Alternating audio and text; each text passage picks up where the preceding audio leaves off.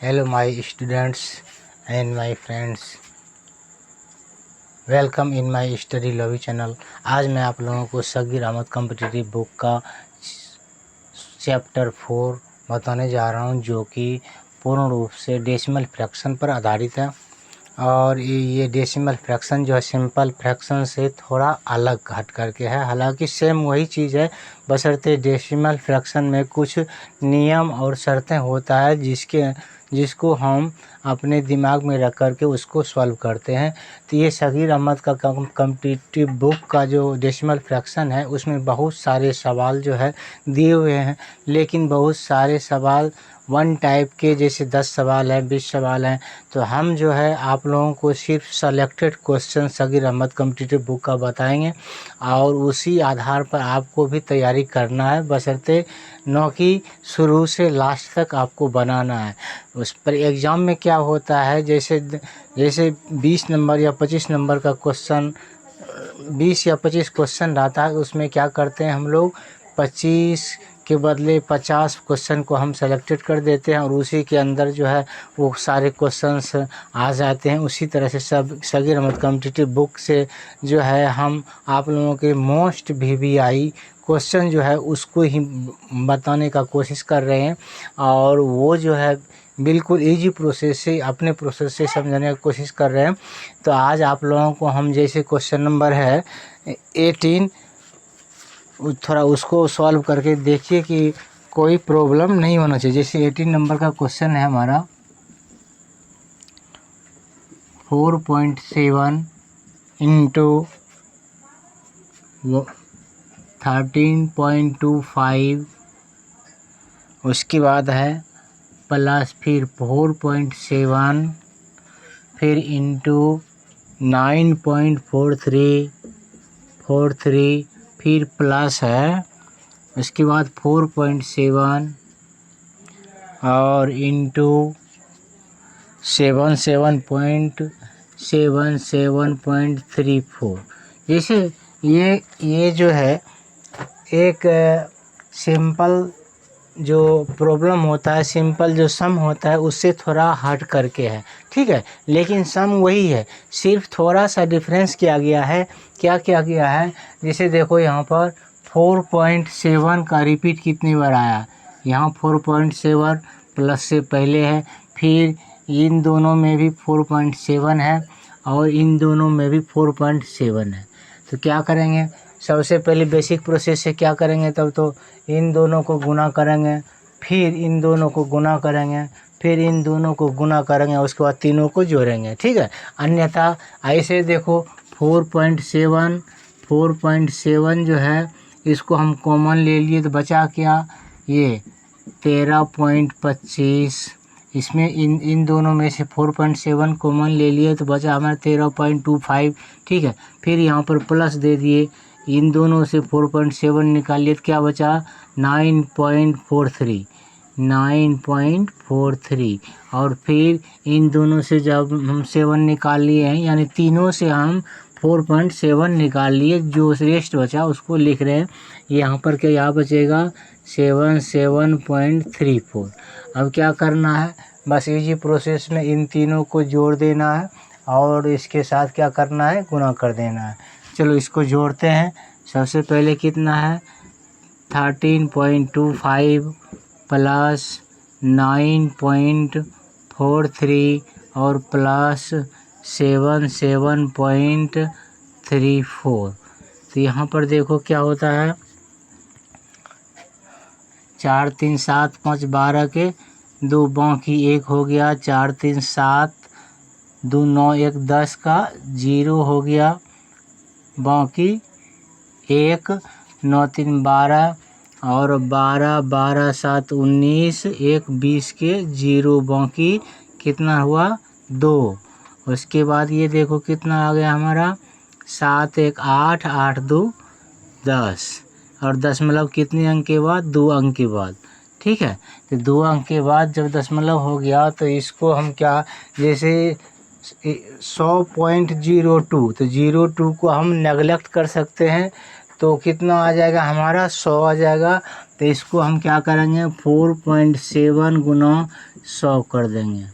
ठीक है, तो ये हो गया कितना 47 और 00 हो गया, और एक अंक के बाद दशमलव है तो एक अंक के बाद दशमलव, इसको हम उड़ा देंगे और यही हमारा आंसर होगा। ठीक है, इसी तरह से इसको बनाते हैं। अब जो है दूसरे नंबर का सवाल है, मान लो जैसे दूसरे नंबर का सवाल है एक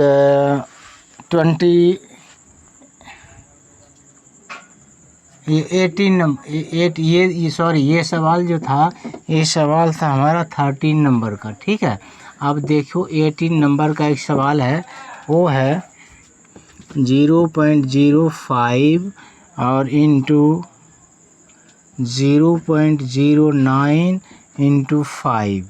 तो इसको सिंपली गुना करना है, तो कैसे करेंगे?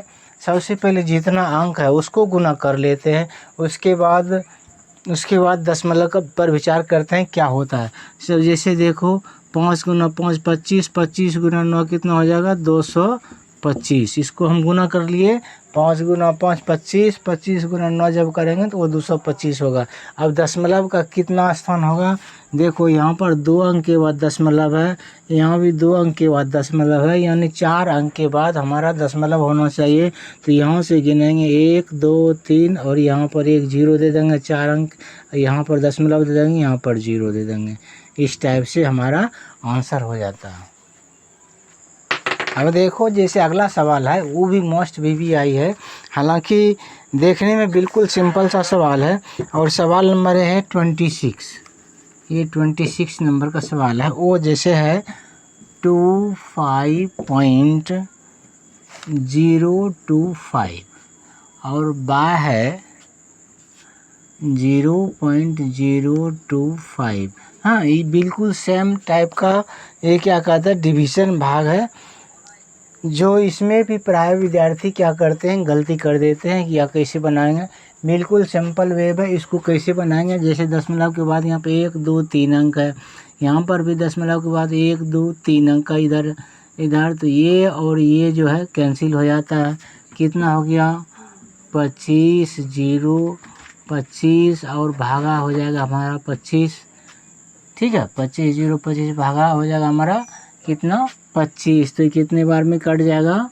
यहाँ पर हो जाएगा हमारा ये 25। ठीक है, यहाँ पर हो जाएगा हमारा क्या 00 और 1, यहाँ इतना हो जाएगा। बिल्कुल एक नंबर का सवाल है, हालांकि देखने में बहुत भारी है लेकिन कुछ नहीं है, बिल्कुल इजी वे में दशमलव। उसी तरह से सवाल नंबर जैसे मान लो 30 है, वो भी थोड़ा इससे हट करके है।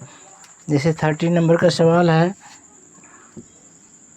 5400 भागा 0.9 और भागा 0.3। हाँ, इसको इस तरह से भाग देना है। तो भाग देना है तो इसको क्या करना है? सबसे पहले लिखेंगे 5400 और इसको गुना कर देंगे, ये उलट जाएगा 1/0.9, ये भी उलट जाएगा 1/0.3 हो जाएगा। तो ये हो जाएगा 5400/27 और 2 अंक के बाद दशमलव यहाँ पर। अब ये है जो दशमलव है, ऊपर क्या करेंगे दशमलव के बदले हम 1 दे देंगे, हालांकि हमको नीचे देना चाहिए, यही ऊपर आ जाता है इसलिए पहले ही ऊपर दे दिए। ये दशमलव के बदले 1 और 2 अंक है, 2 0 बैठा दिए, ये दशमलव कैंसिल हो गया। तो उसके बाद कितना हो जाएगा? ये हमारा 5400 गुना 100/27। तो 27 दूनी 54, 2 और 2 0 बैठा देंगे, कितना हो जाएगा 2। ठीक है, 1 2 सैकड़ा 1000 10,000 यानी कि 20,000 हमारा आंसर हो गया। अब देखो एक सवाल और भी है, जो कि सवाल नंबर है 32 नंबर का सवाल है।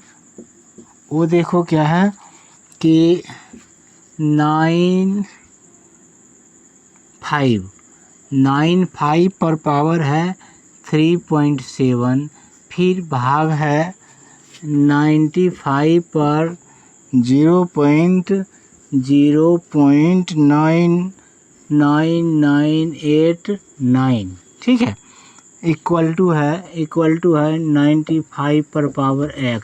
इसको कैसे बनाएंगे? तो ये जो है घातांक के नियम पर पूर्णतः आधारित है। जैसे घातांक का नियम होता है, घातांक का नियम है कि a पर यदि m हो, ठीक है, a पर m हो और भागा a पर n हो तो सूत्र हो जाता है a पर m माइनस n। और इससे इसको तुलना करो, देखो a के जगह पर क्या है 95 पर कितना पावर है 3.7, फिर भागा a पर n यानी 95 पर 0.9989 इक्वल टू a पर m माइनस n होना चाहिए, ठीक है। तो इतना सा जो है इसको हम लिख सकते हैं कि 95 पर पावर क्या हो जाएगा 3.7 माइनस 0.9989, ठीक है, इक्वल टू 95 पर पावर x हो जाएगा। तो यहाँ भी ये पावर, यहाँ भी ये पावर है, 95 हमारा कैंसिल हो गया। तो x बराबर जो हमारा निकलेगा 3.7 में कितना घटा देंगे 0.9989।